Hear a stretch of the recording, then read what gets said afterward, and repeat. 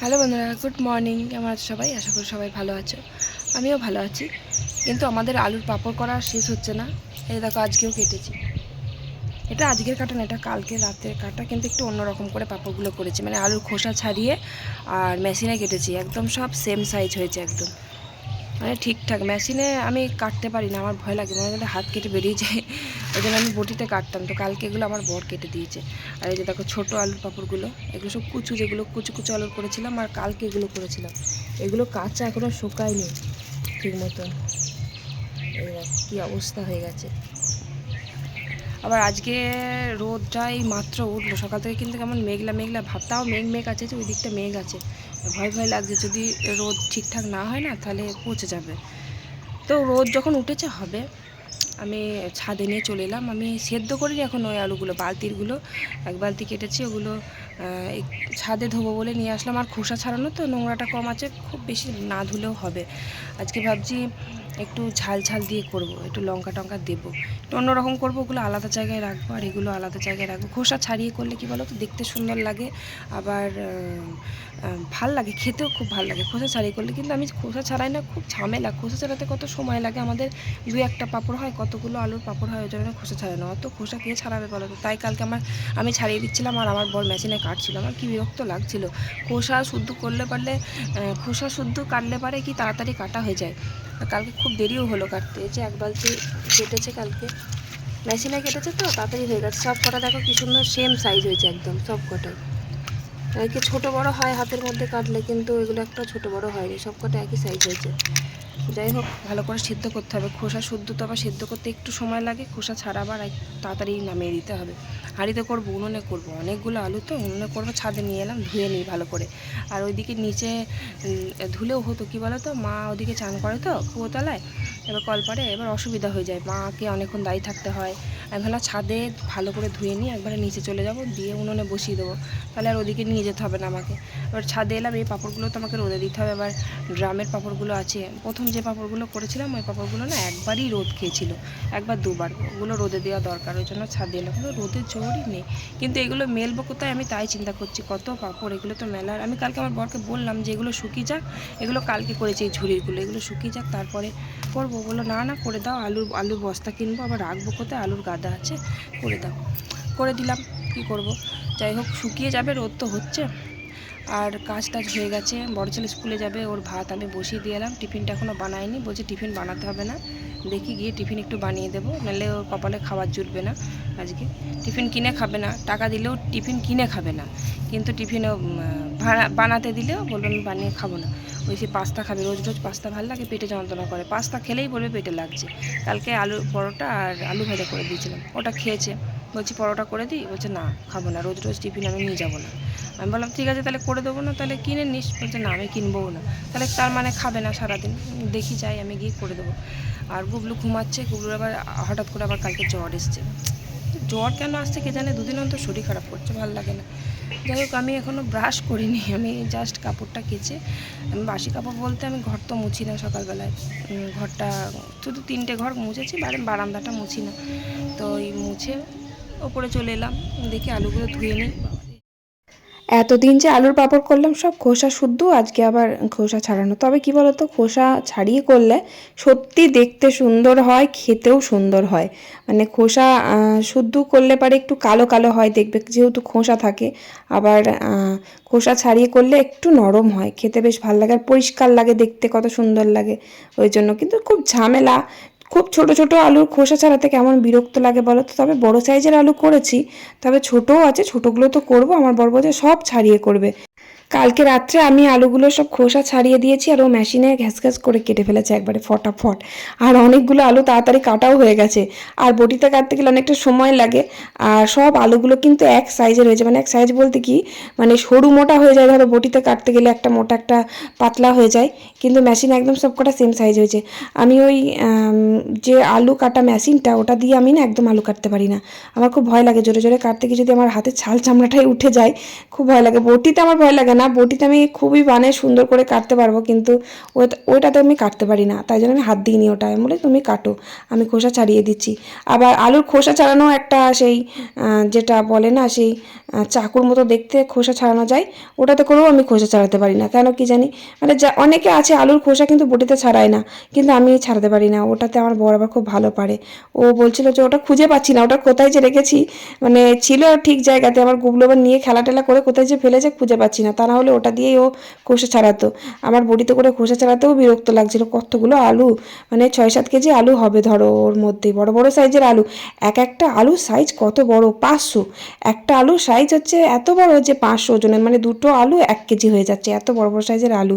আর অত বড় বড় সাইজের পাঁপড় করলে কত সুন্দর লাগে বলো তো খেতে। আলুগুলো ছাদে ধুলাম, ওই যে বললাম মা ওই যে কলপারে এখন স্নান করে, তারপরে কাচাকুচি করে। এবার আমি যদি গিয়ে আলুগুলো ধুতে যাই না, মানে মায়ের কাজটা কামাই হবে ওখানে, একটাই কল ধরো, ওখানে গিয়ে আলু ধুতে কত সময় লাগে। ছাদে ধুয়ে নিলাম, হয়ে গেল, ঝামেলা মিটে গেল। আমি সোজা আলু নিয়ে একদম রান্নাঘরে চলে যাব, সেদ্ধ করে নেবো ব্যাস। দুটো হাঁড়ি আছে, দুটো হাঁড়িতে দুটো উনুন আছে আমার, বসিয়ে দেবো, একদিকে ভাত হয়ে যাবে, একদিকে আলু সেদ্ধ হয়ে যাবে, কোনো ঝামেলাই নেই। তার জন্য আমি ভাবলাম ছাদ থেকেই ধুয়ে নিয়ে যাই। ওই কেটে রেখে বালতির মধ্যে জল দিয়ে চুবিয়ে রেখেছিলাম, দিয়ে ঝুড়িতে ঢেলে দিয়ে ভালো করে ঝুড়িতে দিয়ে বেশ কচলে কচলে ধুয়ে নিলাম। আর ছাড়ানো আছে তো নোংরাটাও কম। আলুর খোসা শুদ্ধ যদি আমি আলু কাটি না, আলুতে কাদা থাকে, আলুর গায়ে মাটি লেগে থাকে, তখন আবার একটু নোংরা হয় বেশি, তাই জন্য ধুতেও খুব কম হলো। যাই হোক, তারপর বড় ছেলের খাবার টিফিন সব রেডি করে দিলাম, রেডি করে আমিও চা খেলাম, কুবলুকেও খাওয়ালাম, খাইয়ে নিচে এলাম। ওই যে দুটো হাঁড়িতে একদিকে ভাত বসিয়ে দিলাম, চালটাও ধুয়ে দিলাম, আর এদিকে আলুটা আমি বসিয়ে দিলাম। আর এই আলু সেদ্ধ করতে আমি সব থেকে বড় হাঁড়িটাই দিয়েছি, কিন্তু এখন দেখছি মানে ছোট হাঁড়িটাই দিলেই ভালো হতো, কারণ আলু যত ফুটছে তত যেন নিচে নেমে যাচ্ছে। আর বেশি বড় জায়গায় দিলে সেদ্ধ হতে সময় লাগবে একটু, মানে ঠিকঠাক জায়গার মধ্যে দিলে অল্প জলের মধ্যে, মানে জলটা এক গাদা ধরো আলু সিদ্ধ করতে দিলে, এক হাঁড়ি জল দিলে আলু একদম মাঝখানে নিচে পড়ে আছে, ওই সেদ্ধতে অনেক সময় লাগে। অল্প জল দিতে হবে, ওই ফুটে গেলে দেখি আবার কমে যায়, তার জন্য অল্প জল দিলে ভালো সেদ্ধ। আজকে আবার দেখছি জল আমি বেশি দিয়ে ফেলেছি, মানে বুঝতে পারিনি। আলুটা এক হাঁড়ি হয়েছিল প্রথমে, জল দিয়েছি হাফ হাঁড়িরও কম দিয়েছি জল, ফুটে ফুটে আলু নিচে চলে গেছে আর জল উপরে উঠে চলে এসেছে, অনেক জল হয়ে গেছে, তাই জন্য সেদ্ধ হতেও দেরি হচ্ছে। আর খুব পাতলা করে কাটলে দেখবে সেদ্ধ হতেও দেরি হয়। দেখবে আলু ভাজাও খুব পাতলা করে কাটলে না সেদ্ধ হতে সময় লাগে, একটু মোটা সাইজের কাটলে তখন আবার গলে যায় কি সুন্দর। এটাও সেই সেম ব্যাপার, মেশিনে কাটা আছে তো পাতলা পাতলা হয়েছে, ওই জন্য সেদ্ধ হতে একটু সময় লাগলো। তারপর অনেকক্ষণ পর সেদ্ধ হয়ে গেলে আমার বরকে বললাম ঢেলে দিয়ে যেতে, আমি তো একা একা ঢালতে পারি না, খুব গরম লাগে, আঙুলগুলো যেন পুড়ে যায়, ওই যে ভাপটা ওঠে না, ওই হাঁড়ি কাত করলে হাতে খুব তাপ লাগে, তাই জন্য ওই দুটো নেতা দিই আমার বরকে, ও কি সুন্দর করে বেশ ঢেলে দেয়। ওর হাত নাকি কে জানে, গরমও লাগে না কিছুই না। তারপর ছাদে নিয়ে চলে এলাম আমি, আলুগুলো ঢেলে তো দিলাম, তো এমন একটা মানে পলিথিনের মধ্যে ঢেলেছি, ওই যে যেটাতে আমার বর মেলছে, ওটা যে মানে পুরো মনে হচ্ছে আয়নার ওপর ঢেলেছি, একদম সূর্যের ছাটাটা পড়ছে, আর চোখ মুখ যেন অন্ধকার, আমি কিছুই দেখতে পাচ্ছি না, চোখ বন্ধ করে আমি পাঁপড়গুলো মেলছিলাম। তারপর আমার বর এসে বলছে যে বাবা এতে তো তাকানোই যাচ্ছে না, এত চোখ মানে চোখে গিয়ে ছাটাটা পড়ছে একদম। তো ওই যে ও মেলে দিচ্ছে, আর একটা একটা করে না মেলে না পুরো একটা পাঁপড়ের সাথে একটা যদি আটকে যায় না, সেটা আর ভালো লাগে না, তাই জন্য একটা একটা করে মেলতে হয়। প্রচুর ঝামেলা, এই যে কি রোদের কড়া, রোদের জোর, পুরো মুখে দেখো, ভালো করে একটু ফলো করে দেখো যে আমার বরের মুখে কেমন আয়নার মতো ছাটা লাগছে, সূর্যের রোদটা মুখে এত ছাটা লাগছে, মানে পলিথিনটা এমনই একদম আয়নার মতন। আমি তো পারলাম না, তো আমি ওই চিকটার মধ্যেই মেলে দিলাম। রোদটা কেমন কড়া দেখো, এতটা রোদের জোর আজকে, মানে ইচ্ছাই করছে না একটা একটা করে মেলে দিই। তো আমার বর মেলতে মেলতে চলে গেল নিচে, দোকানে ডাকছে, খদ্দের ডাকছে, ও কি আর পারবে করতে, খদ্দের আছে, দোকান ফেলে রেখে মেলতে পারে। তো আমি বললাম যাও চলে যাও, আমি দেখছি যতদূর পারি মেলে দিই। তো আমার এত রোদ লাগছে, মনে হচ্ছে ছাতা নিয়ে আসলে ভালো করতাম, ভুল হয়ে গেল, ছাতাটা যদি ছাদে নিয়ে আসতাম তাহলে রোদটা কম লাগতো, মেলা যেত। দেখো তাও আমি এত পাঁপড় একটা একটা করে মেলতেই পারছি না, ইচ্ছেই করছে না যে একটা একটা করে মেলে দিই, সব ফেলে দিই, চলে যেতে ইচ্ছা করছে, এত গরম করছে আমার। যাই হোক কোনো রকম মেললাম, মানে এত হয়েছে যে জায়গায় ধরছে না, কোনো রকম মেলে দিয়ে আমি নিচে চলে আসলাম, এত রোদ থাকা যাচ্ছে না, প্রচণ্ড মাথা যন্ত্রণা করছে রোদের জন্য আমার। ছিল বৃষ্টি হবে, আর এখন এত রোদের জোর দিয়েছে অসম্ভব, মেলতে পারলাম না রোদের মধ্যে, সব একটা একটা করে মেলা দরকার ছিল। এই এত রোদের মধ্যে বসে বসে মেলা সম্ভব নাকি একটা একটা করে, যা হয়েছে থাক পালাই। নিচে তো চলে আসলাম, এত গরম লাগছে, তো নিচে এসে আমি ডাঁটার তরকারি করলাম। ডাঁটার তরকারি প্রত্যেক দিন আবার কি দেখাবো, ওই ডাঁটা চচ্চড়ি করলাম। অনেকে কমেন্ট করে যে আমাদের এখানে ডাঁটার কত দাম আর তোমাদের ওখানে ডাঁটা তোমরা মানে রোজই খাচ্ছ, কি করবো বলো তো? আমাদের বাড়ি থেকে দুটো ডাঁটা নিয়ে যাও তো, তাহলে অন্তত কম হয়। পার্সেল করে যদি পাঠানো যেত সত্যি করে পাঠিয়ে দিতাম, নয়তো ঠিকানাটা দিয়ে দাও, পার্সেল করে পাঠিয়ে দিই, মানে যেতে যেতে হয়তো ডাঁটা পৌঁছে যাবে। যাই হোক, তো কি বলবো, ভালোই লাগে না আমার আর রোজ রোজ ডাঁটা খেতে। মানে ডাঁটা খেতে ভালোবাসি, কিন্তু তা বলে রোজ ভাল লাগে বলে তো? এবার কি করব, মানে আমি করে দিই ডাঁটা, কিন্তু রোজ আমি খাই না। মানে খেলেও দুই একটা মুখে দিই, মানে সবার খেতে ভালোবাসি, সবার জন্য করে দিই, কিন্তু আমি খাই না, আমার ভাল লাগে না রোজ খেতে, তাই খাই না। তো এবার তারপর ভাবলাম আজকে একটু আলু পটল দিয়ে তরকারি করি। আলু পটলের নিরামিষ তরকারিটা কিন্তু খুব ভালো হয় খেতে, মানে সব রকমের গরম মশলা, গোটা গরম মশলা দিয়ে, তারপর গুঁড়ো গরম মশলা বা মিট মশলা দিয়ে লাস্টে নামিয়ে দিলে ওই তরকারিটা খুব ভালো লাগে খেতে। কিন্তু আজকে আমার গোটা গরম মশলা একটাও নেই, গোটা গরম মশলা শেষ হয়ে গেছে। গোটা গরম মশলা না থাকলে আলু পটল তরকারি করে লাভ নেই, কারণ ওইটাই হচ্ছে আলু পটল তরকারিতে মেন জিনিস। তারপরে পেঁয়াজ রসুন দিয়েও ছাড়া, মানে নিরামিষ আলু পটল তরকারি সব থেকে বেশি ভালো লাগে। আমার বর সেটাই বলে যে তুমি পেঁয়াজ রসুন ছাড়াই করো, আলু পটল তরকারি সব থেকে বেশি ভালো হয় খেতে। আজকে পেঁয়াজ রসুন দিয়েই করলাম। অনেকদিন খাওয়া হয়নি আলু পটল তরকারিটা, নতুন পটল ওঠার পরে এই ফার্স্ট করা হলো। তো মাছ ছিল কালকের, মাছটা ঝাল করলাম, মাখো মাখো করে একটু ঝাল করলাম, ব্যাস রান্না শেষ। এদিকে দেখো, ওপরে এসে দেখি আমার বর কি করেছে। দেখো, এই যেই পিছনে যে ব্যালকনিটা আছে সরু মতন, ওখানে আমার বর ছোট ছোট কুচো আলুগুলো, যেগুলো বলছিলাম না যে আলুগুলো বাছাই করে কুচো আলুগুলো সাইড করে রেখেছে, এক বস্তা আলু ওগুলো এনে উপরে ঢেলে দিয়েছে। আমার দাগ হয়ে যাবে, বলছে দাগ হবে না, তার আগে পাঁপড় করে দেবা। কি ছোট ছোট আলুগুলো দেখো শুধু একবার। আর আলুর রস খুব বাজে, জানো তো, দাগ হলে উঠতে চায় না, সাদা এই মার্বেলের মধ্যে দাগ হলে আমাকেই পরিষ্কার করতে হবে। কি বলবো জানি না, আমি বললাম কিছু পেতে, তারপর পাততে, তো কিছু তো পাতেই নি ওর মধ্যে, শুধুই পেতে দিয়েছে। যাই হোক, ঘর তো মুছিনি সকালবেলা, আমি বললাম, ঘর বলতে বারান্দাগুলো, ঘরগুলো মুছেছি, 3টে ঘরই মুছে ফেলেছি, কিন্তু বারান্দাগুলো মুছিনি। তো বারান্দাগুলো মুছে ফেললাম। আজকে কি বলতো, শরীরটা ভালো নেই। কাল রাত্রে, পরশুদিন রাত্রে জ্বর এসেছিলো। পরশুদিন রাত্রে জ্বর এসেছিলো হঠাৎ করে, কি জানি, কোনো কারণ নেই, ঠান্ডাও লাগেনি, কিছুই না, হঠাৎ করে জ্বর এসছে। এত জ্বর এসছে, মানে জ্বর তো এসছে, গায়ে হাত পায়ে গরম নেই, কাঁপুনি দিচ্ছে আর খুব শীত লাগছে, ঠান্ডাও লাগেনি, কিছু না, হঠাৎ করে এরকম জ্বর কেন আসলো আমি সেটাই বুঝতে পারছিলাম না। সারা রাত ঘুমোতে পারিনি। ওই যে কাল একটা শর্ট করেছিলাম, তো বললাম না যে মানে সারা রাত ঘুমোতে পারিনি বলে আমি সকালবেলা আমার এত শরীর মাথা ঘুরছিল, প্রচণ্ড হাঁপ লাগছিল, কাজ করতে মন চাইছিল না, মনে হচ্ছে সারাদিন শুয়েই থাকি। কাজ করতে করতে একটা মানে কাজের ঝোঁক উঠে যায়, যখন কাজ করি তো তখন আর মনে হয় না। আর এমনি তো না, আমি সারাদিন শুয়ে থাকতে পারি না, আমার যত শরীর খারাপ করুক না কেন সারাদিন শুয়ে থাকতে ভালো লাগে না। তো এবার কাজ করতে করতে যখন দেখি ভালো লাগছে, কাজ করতে কোনো অসুবিধা হচ্ছে না, তখন মানে আস্তে আস্তে করে নিই কাজগুলো।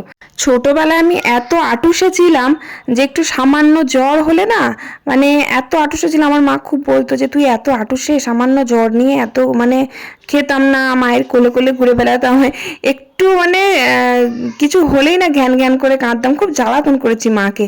সামান্য শরীর খারাপ হলেই খুব কান্নাকাটি করতাম, সহ্য করতে পারতাম না। সামান্য ঠান্ডা লাগলে মাকে বলতাম স্কুলে যাব না, পড়তে যাব না।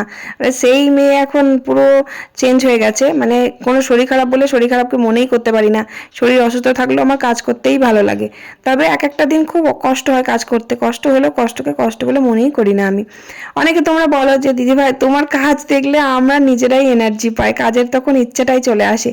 তো ঘরটর মুছলাম, মুছে চান করলাম, চান করে ছেলেটাকে খাইয়ে টাইয়ে দিয়েছি, তারপর খেতে বসলাম। আজকে দুটো পাঁপড় ভাজলাম, ওই আলুর পাঁপড়গুলো করেছিলাম না আগের, সে পাঁপড়গুলো দুটো ভাজলাম, দিয়ে ভাত দিয়ে খেলাম।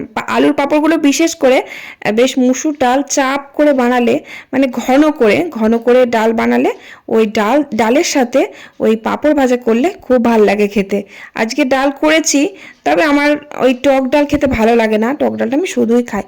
তো আজকে ডাঁটা চচ্চড়ি করলাম, আর কি করলাম, হ্যাঁ, মাছের ঝাল করেছি, আর আলু পটল তরকারি করেছি, অনেক কিছুই করেছি। যাই হোক, খাওয়া দাওয়া করে বাসনগুলো ধোয়া মাজা করলাম, করে ছাদে এলাম, কত রকমের পাঁপড় আছে দেখো। আগেকার পাঁপড়গুলো যেগুলো আর কি প্রথম করেছিলাম সেগুলোও দিয়েছি, কারণ ওই পাঁপড়গুলো দুবার মতন রোদ খেয়েছি, খুব রোদের জোর হয়েছিল, তারপর আর রোদ দেওয়া হয় না। রোদে দেওয়ার দরকার মাঝে মাঝে কিন্তু রোদে দিতে হয়, তা না হলে একটু হাওয়া পেলে কেমন নরম হয়ে যায়, আর নরম হয়ে গেলে কিন্তু তেলে দিলে আর ভালো ভাজা হবে না। মানে ভালো থাকতে হবে একটা ভালো জায়গায়, যেখানে হাওয়া যাবে না, মানে হাওয়া ঢুকবে না, সেরকম ভালো জায়গায় রাখতে হবে। কোনো ক্যারি প্যাকেটে রাখলে হবে না, মানে মুখটা অন্তত ভালো করে আটকাতে হবে। সেরকম ড্রামের মধ্যে আমি রেখে দিয়েছিলাম। তো ড্রামের পাঁপড়গুলো বার করে আমি রোদে দিয়ে দিয়েছিলাম। আজকে খুব রোদের জোর ছিল, তো ওগুলো শুকিয়ে গেছে, ওগুলো আর রোদে দেবো না। আবার পরে সে বর্ষাকাল বর্ষাকালের পর আর কি, মানে বর্ষাকালেই তো সেই কেমন ঠান্ডা ঠান্ডা স্যাঁত স্যাঁতে নরম হয়ে যায়, তখন রোদ টোদ হলে একটু রোদে দিতে হয়। যাই হোক, আর ওই যে পাঁপড়গুলো দিয়েছিলাম ওগুলো প্রায় অর্ধেক শুকিয়ে গেছে, ওগুলো সব একটা একটা করে তুলতে হবে। আর এই যে ছোট পাঁপড় যেগুলো করেছিলাম ছোট সাইজের কুচো পাঁপড়গুলো, সেগুলো একটা আলাদা কৌটোর মধ্যে রেখে দিলাম, আর বড় পাঁপড়টা আলাদা জায়গায় রাখবো। আর ভাবছিলাম খোসা ছাড়ানো যেগুলো আছে সেগুলো ভাবছি আলাদা জায়গায় রাখবো। তো আবার ভাবছি যে যদি আলাদা জায়গায় রাখি তাহলে খারাপটা আর কেউ খেতে চাইবে না, সবাই বলবে ভালোটাই খাবো। তাই ভাবছি দরকার নেই, একসাথে মিক্স করে রেখে দেবো। আমার এই কালো মরিচ গাছে দেখো প্রচুর পরিমাণে লঙ্কা ধরেছে। ভাবছি কটা তুলে নিয়ে যাই, এটা চেক করে দেখবো ঝাল কিনা, কারণ আমি কালকে একটা গাছ থেকে আমার লঙ্কা তুলে নিয়ে গেছিলাম। ওটা হচ্ছে যে সেই ঘাস লঙ্কা বলে সেই লঙ্কা, খুব ঝাল, ভীষণ ঝাল। কাল একটা তুলে নিয়ে গেছিলাম, আলু সিদ্ধই মেখেছি। আর এই লঙ্কাটা দেখো একটা তুলতে গিয়ে আবার ডগটা ছিঁড়ে গেল। খুব লঙ্কা হয়েছে, প্রচুর পরিমাণে লঙ্কা ধরেছে। এর মধ্যে আছে 4টে না 5টা মতন গাছ লাগানো আছে ক্যারেটের মধ্যে। যখন গাছগুলো লাগিয়েছিলাম তখন ছোট্ট ছোট্ট কোটোর মধ্যে লাগিয়েছিলাম, ওই যে লাড্ডুর কোটোগুলো হয় না, লাড্ডুর কোটোগুলোর মধ্যে লাগিয়েছিলাম। তোমরা দেখেছিলে যখন চারা গাছগুলো আমি লাগিয়েছিলাম তখন। তারপরে যখন গাছটা বড় হয় তখন আবার একটা প্যাকেটের মধ্যে করে লাগিয়েছিলাম, প্যাকেট থেকে তুলে আমি আবার ক্যারেটের মধ্যে দিয়েছি। তো আমার বর বলছিল যে গাছ এখান থেকে ওখান থেকে তুলে বারবার লাগাচ্ছ, গাছে কিন্তু ফুল ফল হবেই না। তো আমি হাল ছাড়িনি, সেই ভাব মতন আমি যত্নও করেছি আজ অবধি গাছগুলো। আর কি সুন্দর, মানে প্রত্যেকটা লঙ্কা গাছে, যে কটা লঙ্কা গাছ আছে, এতদিন লঙ্কা হয়নি ঠিকই, তবে এখন প্রচুর পরিমাণে লঙ্কা ধরেছে। দেখেও খুব শান্তি লাগছে যে আমার গাছগুলো লঙ্কা ধরেছে। তবে আমি যে চারাগুলো করেছিলাম সেই চারা গাছেও আমার লঙ্কা ধরে গেছে। আমার যে চারাগুলো নিয়ে গিয়ে মাঠে আমার বর বসিয়েছে, মাঠে কিন্তু একটাও লঙ্কা হয়নি, যেহেতু জল পায় না না, তো সেই জন্য হয়নি। আর সবজি বা যে কোনো সবজি চাষ করতে গেলে জলটা অবশ্য দরকার, জল নেই মাঠে, আর এই খরানির দিনকাল আসছে, তাহলে গাছপালা কি করে হয়। তো আমার বর বলছে গাছগুলোতে সবে ফুল এসেছে, এখনও লঙ্কা ধরেনি। আর যাই হোক, তো তারপর কয়েকটা লঙ্কা তুললাম, তুলে নিয়ে আমি চলে আসলাম, গাছগুলো জলও দিলাম। তারপরে সন্ধে হয়ে গেছে, সন্ধে দিলাম। তো তারপর সন্ধে দেওয়ার পর এই যে রাত্রে খাবার করছি। রাত্রে খাবার বলতে আমাদের কিছু করতে হবে না, আমাদের সব ভাত আছে, জল দেওয়া ভাত খাবো আজকে রাত্রেবেলা। আমি আমার বর, আমার ভাত থেকে গেছে, অনেকগুলো ভাত আছে, তাই ভাবলাম যে জল ঢেলে খেয়ে নিই ভাতগুলো, তা নাহলে সকালবেলা আবার খেতে হবে। আর এই আজকের ভাত সে কালকে গরম করলে সে ভাতগুলো আর খেতে ভাল লাগে না।